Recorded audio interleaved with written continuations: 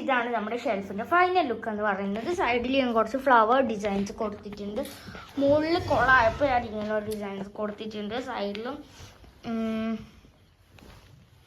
ഇതുണ്ട്. അപ്പോൾ ഇതാണ് നമ്മുടെ ഫൈനൽ ലുക്ക്.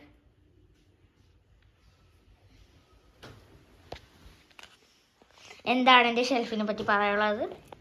സൂപ്പർ, അടിപൊളിയാ ഗൈസ് ഇവളുടെ ഷെൽഫ്.